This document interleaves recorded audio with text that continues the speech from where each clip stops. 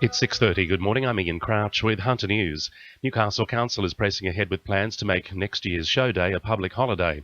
Councillors voted last night to ask the Industrial Relations Minister for approval to give workers the day off on the show's opening day on March 6. However, business groups remain opposed to the move, saying it would cost more than $35 million. Councillor Tim Crackenthorpe says hard-working employees, particularly in the retail sector, deserve a day off. Previously, it hasn't been this way, but for many decades before it was. So try and strike the right balance, but it would appear that this year the people of Newcastle may well get a public holiday and spend some time with their family and friends. Meanwhile, councillors saved 3 of the city's parks from being sold off, including the one in Regent Street at New Lambton. However, 3 other parks at Jesmond, Waratah and Wallsend still face an uncertain future. Police have caught a gang of thieves allegedly responsible for heists on ATMs in the Hunter. The Herald reports 4 men were tracked down in Darwin on Sunday after several months on the run and will face court today. It's believed they were involved in thefts on machines at Katara and Thornton in October, which netted them $250,000. Despite recent good rain across many parts of the Hunter, the region's dams have largely missed out on the runoff. Dam levels are the lowest they've been at this time of year for more than a decade, with storage levels at 78%. It's prompted Hunter Water to remind us of the Water Wise rules: not to water the garden between 10 a.m. and 4 p.m, use a trigger nozzle on garden hoses, and not to hose down hard surfaces. Jeremy Barth from Hunter Water says while there's no need for alarm, we need to conserve water. Unfortunately, the recent rain hasn't, as is often the case, fallen in the right areas. We've seen a very marginal increase in our dam storage levels, but certainly not enough where we can feel comfortable that we've got adequate water supplies to get us through a long, hot, dry summer.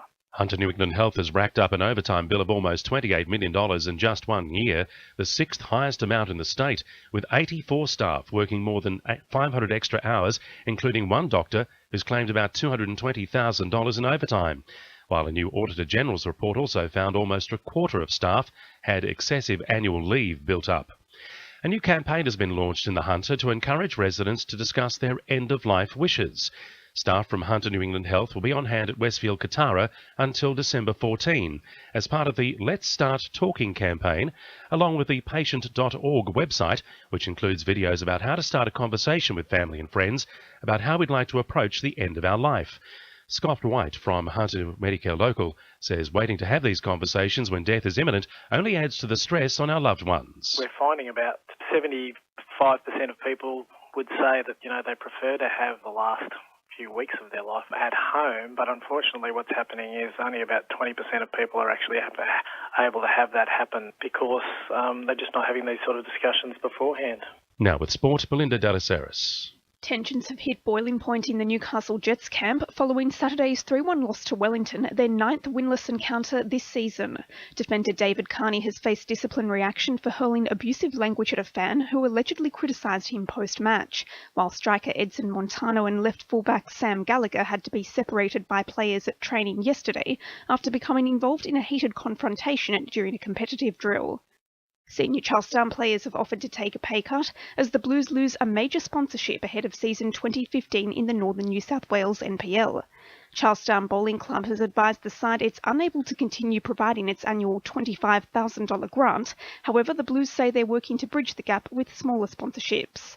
And Merewether batsman Simon Moore is set to captain New South Wales country after being named as one of 4 Newcastle players to join the Bush Blues side for next month's Australian titles in Bendigo. That's sport. I'm Belinda Delaceres. To a new RFM News Time, 26 to 7.